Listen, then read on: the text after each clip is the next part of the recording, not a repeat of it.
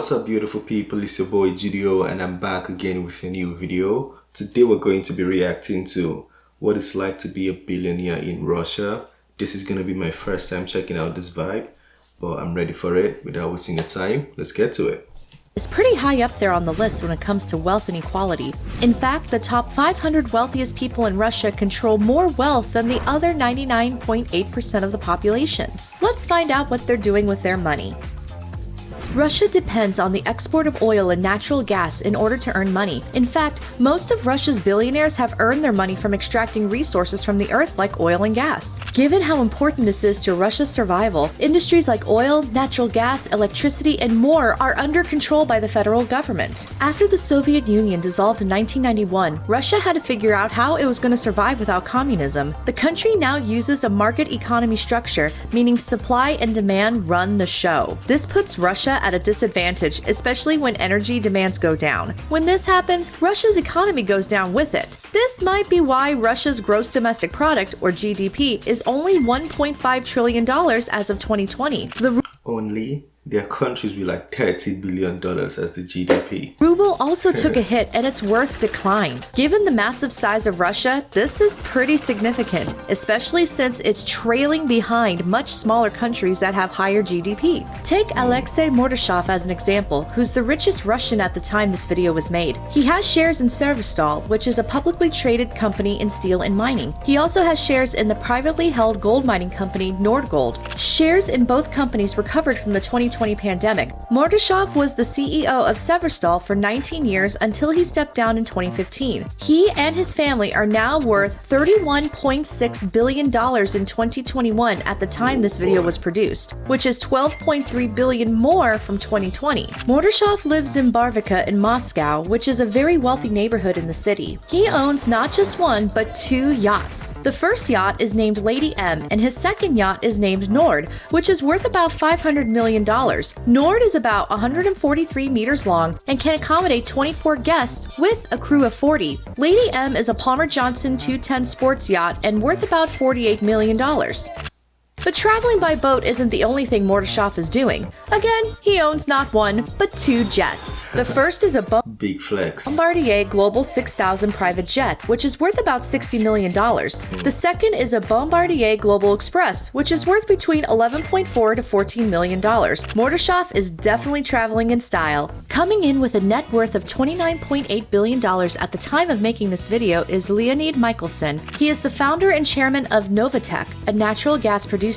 Noticing a trend here? Gas and oil are prominent in this video. Michelson has a rags to riches story that's pretty interesting. He started out as a foreman for a construction company in the Tumen region building a gas pipeline. In 2017, he bought a 17% stake in Sibir, a petrochemical company. He bought it from Vladimir Putin's son-in-law, Kirill Shamalov. His business partner is Gennady Timchenko, who is also said to have close ties with Putin. Michelson loves art, and he's quite the avid art collector. He created the VAC Foundation, which is dedicated to bringing Russian contemporary art around the world, and he has devoted a portion of his wealth to make it happen. Along with being an art collector, Michelson also owns the super yacht known as Yacht Pacific. It is 85 meters long and can definitely travel the globe. It even has an elevator, a spa, a gym, a pool, and an onboard theater. This is a boat.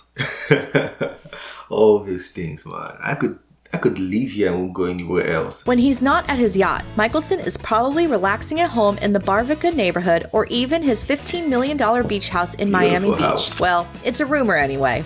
Just a few billion behind Mordechov is Vagit Alekperov with a net worth of $28.4 billion at the time of making this video. He started working as an oil drilling operator on the Caspian Sea at just 18 years old while he was in school. He continued working there after graduation and worked his way to the top as deputy head of production. Alekperov even survived an oil rig explosion and had to swim for his life. He moved to Siberia and became known as an expert in the oil industry. In 1990, he was appointed deputy minister of the oil and gas industry of the Soviet Union. In 1991, he set up Lukoil, which is the largest Russian independent oil company. Alekperov is also the co-owner of the IFD Capital Group as well as Heeson Yachts, which he and Leonid Fedun bought from Franz Heeson for about $200 million in 2008. Since he owns part of Heeson Yachts, he definitely has had the company build him a few. He owns the 50-meter yacht called Galactica, which he bought in 2007. He also owns the 35-meter yacht Galactica Plus, which he bought in 2012 2012, and the 70-meter yacht Galactica Supernova, which he bought in 2016. Oh boy, one man. Rumor has it that Alexei is building an 80-meter yacht known as Project Cosmos.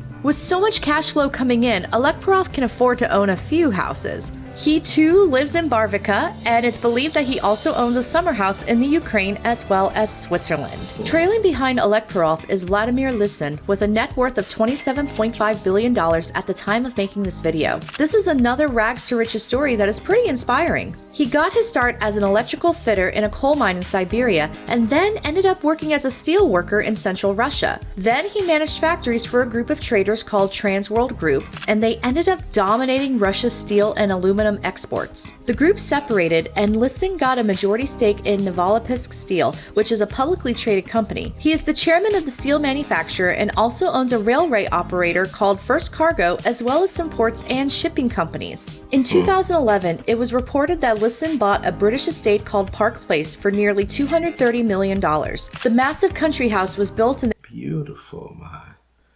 Like, you look at these things and you can't even say a word. I'm just like,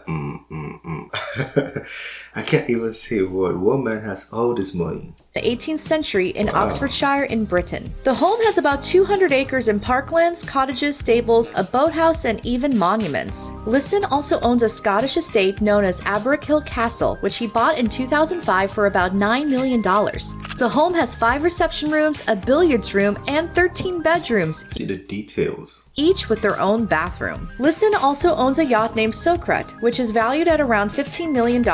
It is about 39.5 meters long, and she can hold 10 guests with 8 crew members. He also owns a private jet, a Bombardier Global 5000, which is worth about $50 million, as well as a Bombardier Challenger, which is worth anywhere between $13 to $27 million.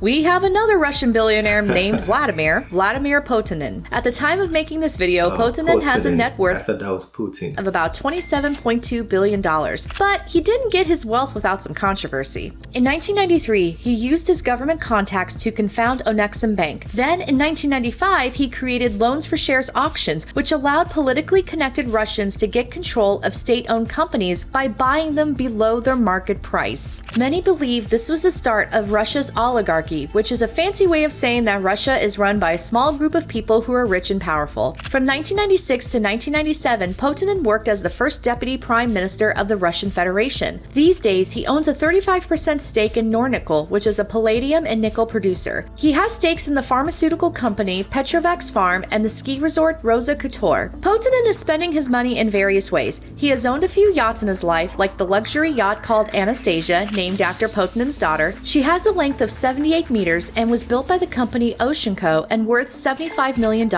You could even charter Anastasia for $700,000 per week. Potenin sold Anastasia, and she's now named Wheels. Potenin's second yacht is named Nirvana, and she was slightly larger than Anastasia at 88 meters long and is the 29th largest yacht in the world with a price tag of $305 million. Potenin's third yacht is named Barbara, which is a little over 88.5 meters long, worth between $10 to $15 million.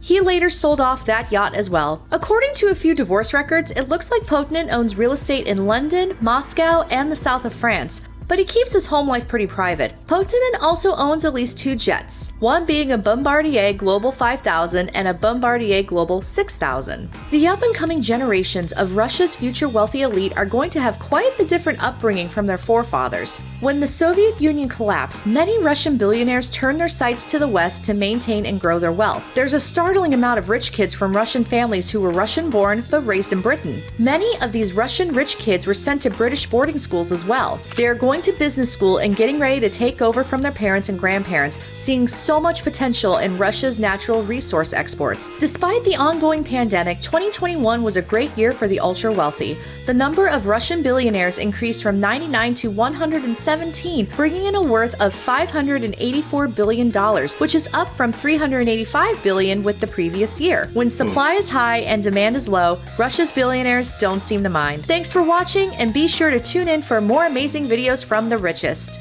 Oh boy. One man makes how much? Over $30 billion. Bro, you see, don't settle for less. I know a lot of people say, I just want to be comfortable, I need a small house. It's okay to want a small house, but make a lot of money and then buy a small house. Don't live in a small house because you don't have a choice. There's money. If one man has over $30 billion with how many yachts? Like 4 yachts. Bro, that was, I don't know if you guys saw it, but that was motivational for me. It was different kind of inspiration. Yeah, that was a good video. Let me know what you guys think of that one. And if you want to share anything or address anything with the video, talk to me in the comment section. This is the end of this video. Don't forget to smash the like button. Subscribe if you're new to the channel. And I'll see you in the next video. Have a wonderful day. Peace.